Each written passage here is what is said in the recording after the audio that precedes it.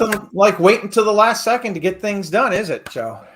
I mean, they've got a little time, like Really? a little bit. What, till tomorrow? Tomorrow, maybe. Yeah. I mean, hold on. You want to see this? Hey, let's check the checkbook. Let's check the checkbook. Oh, Yeah. come on. Oh, hey, look, we got $37 billion left, and we spend roughly about 25, 30 a day. That's almost like, that's Starbucks and a quarter tank of gas. We got this. Yeah, I mean, come on. No problem. No problem whatsoever.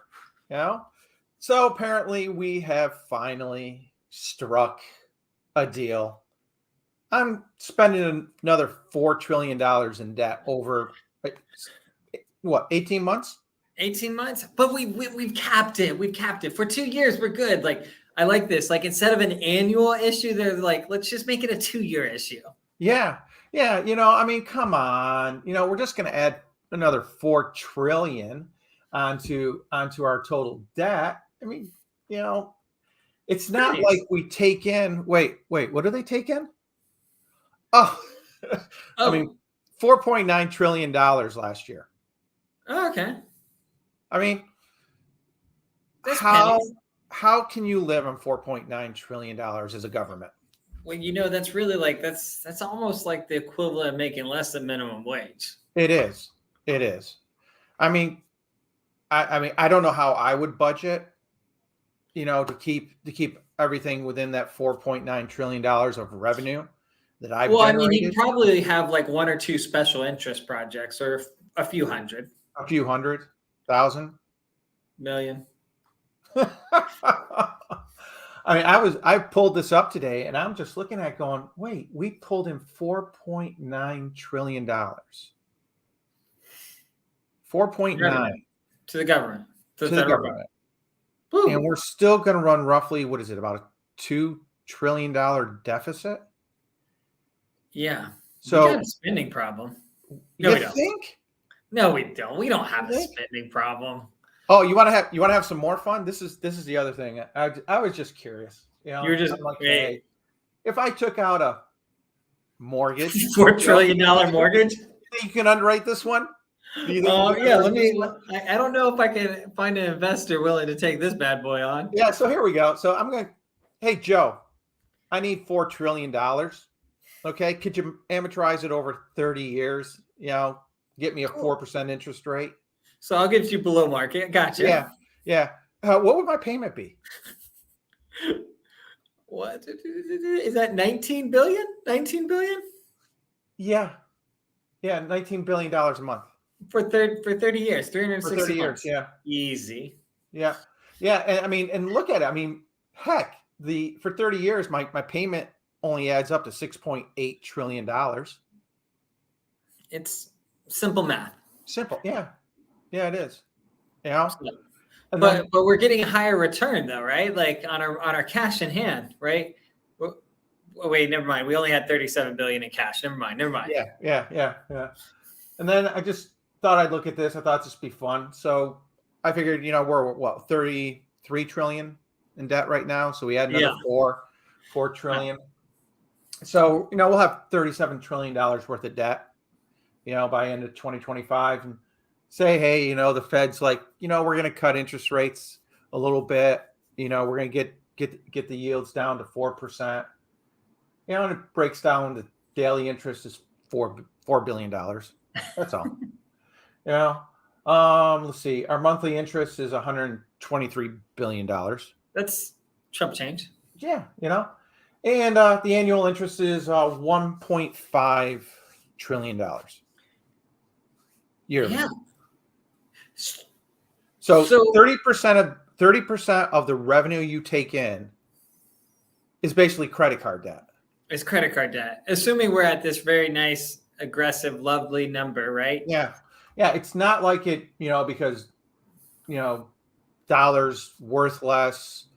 People want a better yield, that we wouldn't go to like 6%. Yeah, that changes everything. Oh, now we're at $2.2 trillion. Basically, 50% would go to interest pay. So we're not even getting ahead. And that's the problem here is we talk about this and we've noticed this, right? Like common, like, household budgeting, like balancing checkbooks and this and that. We see this every year when we have this debt ceiling talk, right? Mm-hmm. Of like, we have to raise the debt ceiling because we're running out of cash. Like, I just really, really love this. Like, it's like this, like the equivalent of what's going on right now would be like you and me saying, oh crap, I don't have enough money to pay my bills for the next year. Let me call my credit card company and get them to increase my spending. Let me. Even though I've already maxed out my credit cards. Yeah. Well, I know I've got a $25,000 limit. I'm at $24,675. You mind upping me to $35,000? Yeah. Easy stuff. Yeah. Like, and that's the hard part with what's going on right now is it's a weird, but the funny part is, right, is how the markets react to this, right? Mm-hmm. Oh, yeah. You take last week, there was all this uncertainty of, oh, we're going to default, we're going to do this, right? Because we're coming down to the wire and like, interest rates, like mortgage rates, they were horrible. Shot above 7. Yeah. Like I was crying last week. I was actually at a conference last week, so I missed. So a part of me was really happy that I wasn't spending my time staring at the markets all day and I was too busy to. But then what happened over the weekend?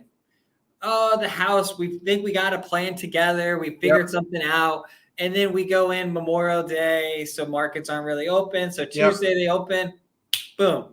We see rates start to drop. And we see them start to drop on Wednesday. Now it's Thursday, and they're going back down. Good morning. How you doing? It's like, hey, we got a deal. We start out at 3.65, and look, we've dropped nearly half a point on the 10-year Treasury yield. Yeah. And in what? An hour? Yeah, because here's 8 o'clock, right? Market opens roughly 8:30. Yeah, by 9:30, we were down 3.58. Taking a little bit back. Yeah. Well, it looks like we might we might take another turn down later, but it might stabilize. Yeah. That's a big on a 10-year in that type of movement in 1 hour. Holy cow. That's huge. That is a huge shift. Yeah. I can't wait to see your rates usually come out, maybe about 11:30, something like that? Yeah, depending on where it is. It's been actually really interesting because last week we lost so much, and now we've almost gained back, not everything, but we gained back about 80% of what we lost last week. But lenders don't move as fast as when we're gaining back. So a lot of them, like yesterday, it's like we didn't see the movement that I had hoped. And it's kind of like we're starting the day very cautious on pricing and rates. And then as the day progresses, they go, is this going to sustain? Are we going to see this positive territory stay? And then we see a lot of reprice or improvements in rate and pricing toward the late afternoon once the lender has confident that the pricing models and the bonds and the yields and everything are going to stay consistent where they are. So even though we see this big improvement in the morning and then we kind of sit right at that same level all day, we're not seeing markets react on interest rates until later in the day. Gotcha. Which I get. Like I get as a lender, you're like, do I get too aggressive? Do I not? Like, and the hard part is we're playing this game of every lender knows. Like, what have we talked about? Like, what's everybody saying? Interest rates are going to go down in 12, 24 months, 18 months. Some people are saying 6 months. We see it all over. So if you're in the market and you're doing a mortgage and you've got an interest rate here and that best case, you maybe have 2 years, but you might only have 6 months. What's your incentive to get aggressive today? Because you're an eighth better than everybody else today? I got a little bad news for them. Yellen is already set to go back to the Treasury and borrow $1.5 trillion before the end of the year. She's already set. She's got it lined up. 1.5 trillion before the end of the year. Do you think interest rates are going to go down if we're going to borrow another $1.5 trillion?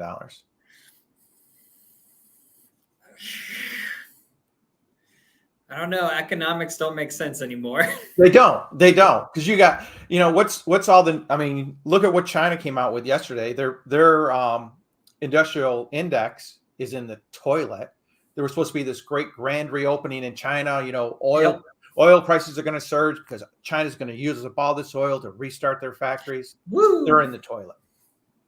Yeah. Guess what? Nobody's got any money. You're not going to buy anything that anyone produces. Wait, are we gonna you know what? Let's just go to a negative interest rate. Let's just follow some European countries and go to a negative interest rate on mortgages. Yeah. Germany is actually in a recession. So there's the biggest hub of the EU in a recession. Mm-hmm. Well, we're in a recession. Joseph. Wait, I'm just kidding. Joseph, we changed the definition. We changed the definition, and we changed the definition. It's you know what? My daughter got straight A's this last quarter, and awesome. It's summer, so she did an awesome job. And my son got all A's and a B, but I told him he had straight A's too because we don't need to look at the B. I just folded the report card right where that B was. Did you? And just I'm not going to look at that. I'm not going to look at that. Oh man, I'm just joking. He did great. He could have shot for straight A's. I don't know why he didn't do more work. No, but sometimes that's how silly it seems with what we're doing here. And it's it's tough, because we're not seeing things move the same way that we want. It's not the traditional, hey, we've got this marker. Sometimes we're moving in opposite direction. We've got a lot of uncertainty. I think media plays a big part of this and information. And we're going to see, I don't know, I feel like I keep thinking we've leveled off and then we see stuff happen. Yeah. And then you see this happen, you see that happen. The banks aren't out of the woods. No, I expect at least one or two more. Yeah. I mean,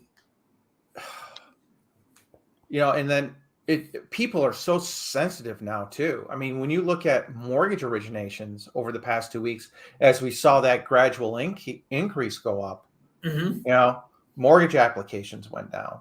When you go, I go and I research the volume of searches for real estate. Those 2 weeks, the volume dropped about 15% overall in the number of people searching for homes.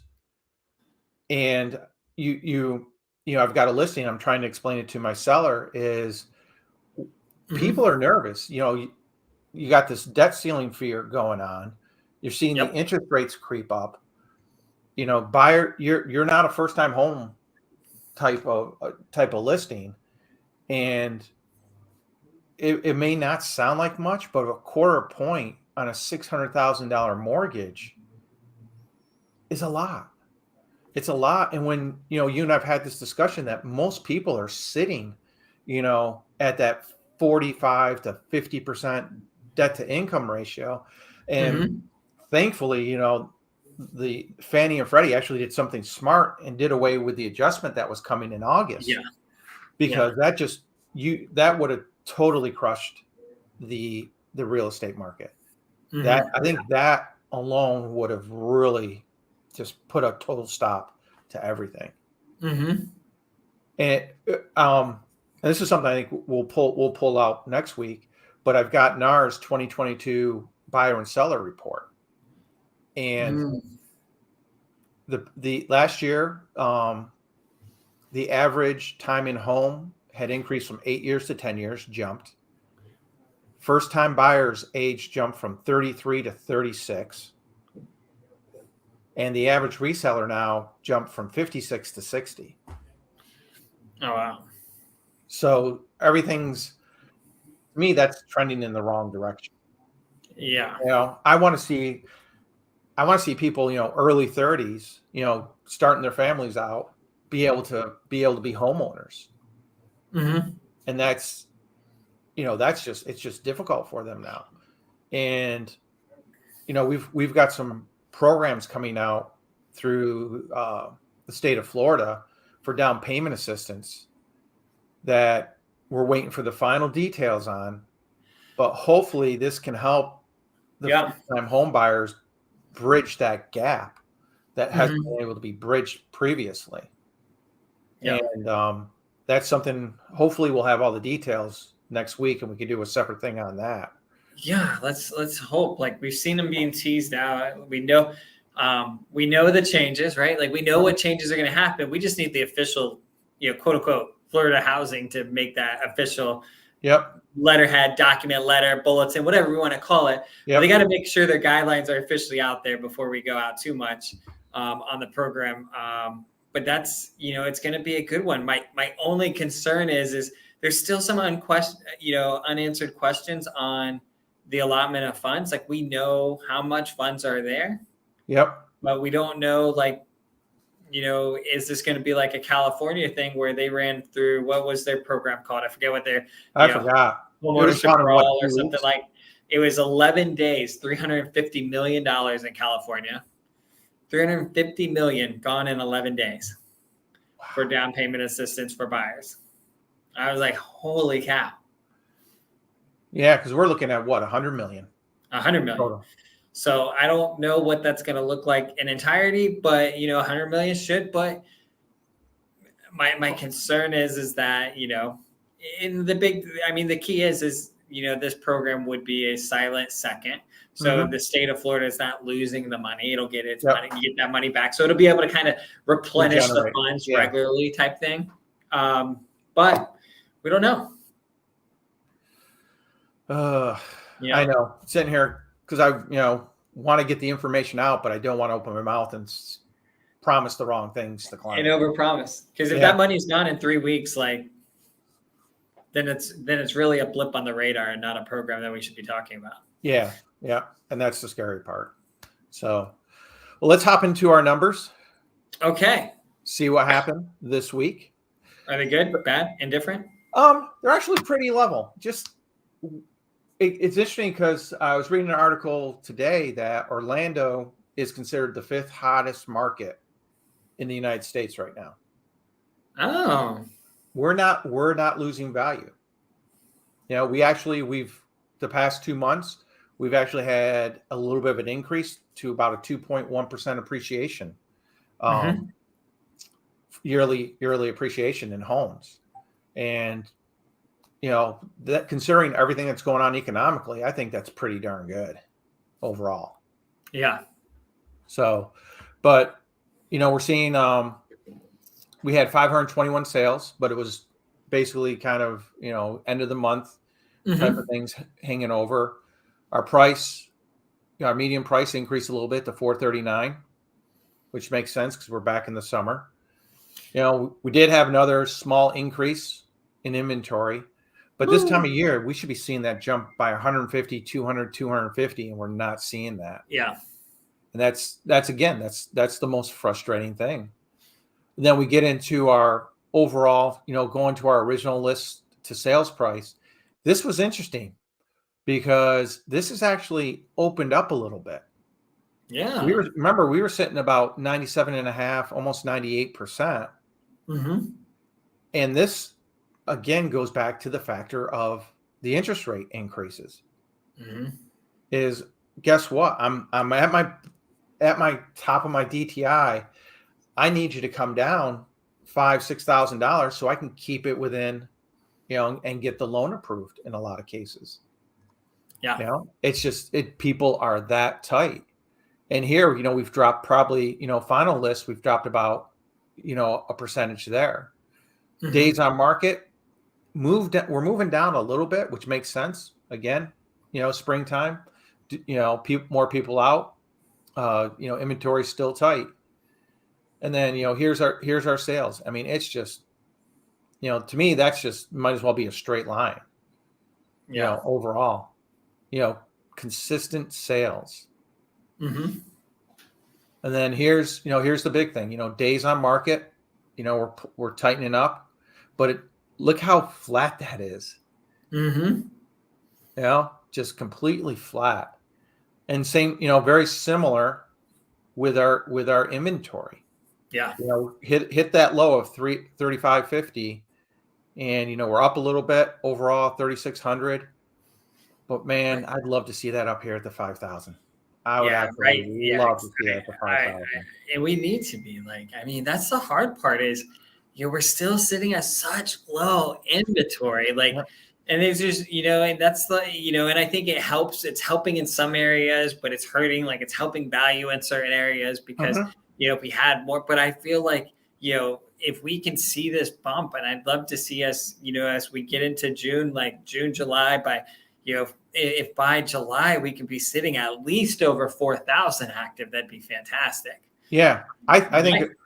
What's interesting to me is I still get my my updates every day from builders, and builders are still pumping out the incentives. Yeah. Still willing to buy down your interest rate, willing jumping the amount that they're contributing towards closing costs. Yeah.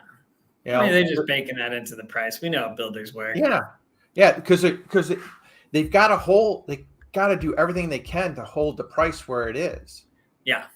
Because the minute they start, I can actually, I've Taylor Morrison, Pulte, and D.R. Horton all sent me price decreases this past week on houses. Did you say price increases? Decreases. Decreases. Okay. Decreases. And not small ones. Anywhere from $15,000 to $30,000. Wow. And these are all quick move-in houses. Wow. So there's some reason to go back and look at some of these new homes. Some of the incentives are actually pretty interesting. Yeah. Condos were doing the same thing. Sitting the same, actually 44 days on the market. Weekly sales sitting consistent, about 150 units. Medium value, medium sales price sitting about the same. And then again, inventory, not moving up, not moving down, kind of hit our bottom. Love to get that back up again. I've got a lot of people who are looking for condos now, simply because, they don't want to spend over $300,000. And even with the HOAs these days, it's still it's become more economical now. Yeah, because you're talking like even that a $300,000 monthly, $300 monthly HOA is only $60,000 in buying power. So if you get that condo at $220,000, your payment might be, you got lower insurance, right? Like you might end up being, it's as if you bought a $280,000 home, but you're not finding a $280,000 home. Yeah. Right. Like you gotta be like, and that's where I think we've seen, like I have seen more borrowers, like there was a long time that buyers like just completely avoided condos. I feel like, or at least my personal, like people that I was working with. And so it didn't make sense. But now there's some serious conversations and thoughts of like, hey, does the condo make sense? Like, I really don't want the yard, and I'm okay sharing a wall with the neighbor. Like, they're starting to adjust what that idea of home ownership looks like for them, because they have to think of affordability too. Yeah. And that's what it's coming down to, is less people. Our pool of buyers, has shrunk tremendously. Yeah. And that's but in the meantime, our inventory has shrunk more than our pool of buyers. And we're, you go statistically and you look at the U.S. Census, and Orlando's, I think number 8. I think they're number 8 place to move to, something like that. So I know we're top 10. Yeah. Conditions are still conducive to being positive more for a seller than they are for a buyer. Yep. Yeah, we've seen. And that is kind of, you mentioned though, like the builders, you saw price decreases, but on the resale market, and this is where I spend most of my time, is the resale, right? The loan side. We're seeing, because there's such low inventory, even though rates are high, like a few months ago, we were seeing, 2-1 buy downs, this and that. We were seeing sellers give some incentives on it. We've really kind of gone away. And, I was having a conversation with a buyer and agent, yesterday on a pre-approval, and they were like in this 350 range. And I was like, hey, like, like we can probably stretch it here, but then you need some closing cost assistance, from the seller. And I don't know, like, if you can really ask for that right now, because of what we're seeing. But you did show the numbers that it still looks like they're still kind of getting them on houses, but it doesn't feel like that sometimes. Yeah. If a house is presented properly, priced properly, they're not having to. Yep. It's the houses that you're seeing that are sitting that 30 days plus that the seller starts getting, that quite honestly, they overpriced it to begin with. Yeah. They overpriced to begin with. And now they're getting that little bit of panic and they're like, okay, yeah, I'll give this. Okay, yeah, I'll give that. And a lot of the feedback I get from buyers right now is, I mean, I went to one Saturday. It had been a rental and it was just a mess. It was just a mess. It had a 3-tab roof to begin with.